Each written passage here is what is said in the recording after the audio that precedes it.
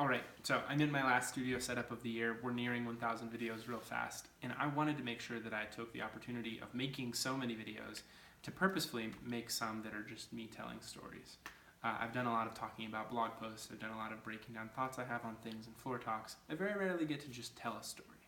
So this one is going to be, I've done it with 2 videos so far, and I'm going to do it with some stories from Hong Kong now. So this one is going to be finding an apartment after school was over in Hong Kong. I happened to go to Hong Kong to study abroad during my very last semester in school. And I mean like last semester. So like I graduated, I walked across the stage, then I had a couple more classes that I needed to take. And how I graduated before my classes were done, that's a whole nother story. But I ended up in Hong Kong with these classes, and then I finished them. School was over. I had nowhere to be. I didn't have to go to a graduation ceremony back in the States. I didn't have to come back for any reason.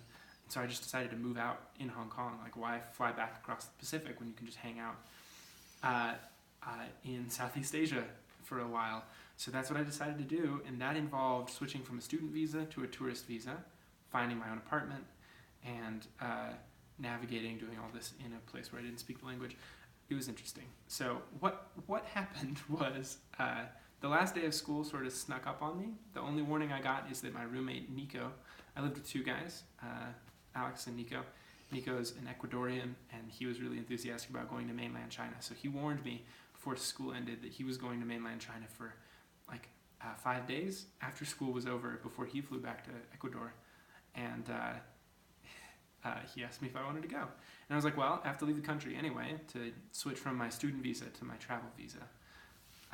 So might as well go to mainland China. Flights were super cheap. We looked it up and we booked a guided tour for less than $100 a day. So we were there for 5 days. It was $430 for this guided tour. And we got hotels in, we'll get there. So we got to the last day of school and we took off on an airplane to this trip. And I took everything I had with me because I had only packed 2 backpacks of stuff to bring with me to the dorm. So I just took it all with me. I packed up the dorm and brought it with me to China. So we landed in Beijing and had a couple days there, and all along the way had these incredible like 3 or 4-star hotels and a guided tour. Like a driver picked us up from the airport. So we got picked up from the airport, we went to our hotel, and then we had like dinner that night, and then museums the next day, and a boat tour, and it was just incredible. We got to see the Great Wall and everything else.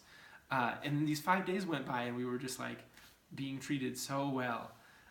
And I was super spoiled. And we got back to Hong Kong, and I waved goodbye to Nico in the airport, and he went home. And I got my visa for travel and came back into Hong Kong. And I called some friends who I knew lived in Hong Kong and had been working there for a while that I met while I was in school. And I said, can I crash with you guys for a day? Because I'm not really sure where I'm going to live yet.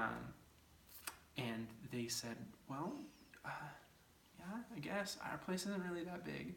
And I was expecting what, Americans, when they say that their place isn't really that big, they mean that they have a couch and a bathroom for you to crash on. But when people in Hong Kong say that their place is not really that big, and like you might be uncomfortable but you can stay with us, they mean that you're going to be sleeping on the only stretch of floor that's long enough for you to lay down on. So what happens is I get to their house, and they live in awesome like building on top of a skyscraper. It's a 9-floor walk up, and there are 2 rooms, and they're the size of mattresses, and they have mattresses on the floor. And there's a shower, but it's also the bathroom, and it's also the kitchen. And then there's a living room that has a refrigerator and a desk and some room to lay down. I ended up sleeping there for one night while I furiously searched the Hong Kong equivalent of Craigslist for my first apartment. And I ended up moving the very next day into a beachfront apartment with a Chinese medicine student and a bank IT professional, and living there happily for a couple months. And I got another apartment at the end of my time in Hong Kong, but I think that's a story for another video. Thanks for watching. I hope you enjoyed it. I'll see you in the next one.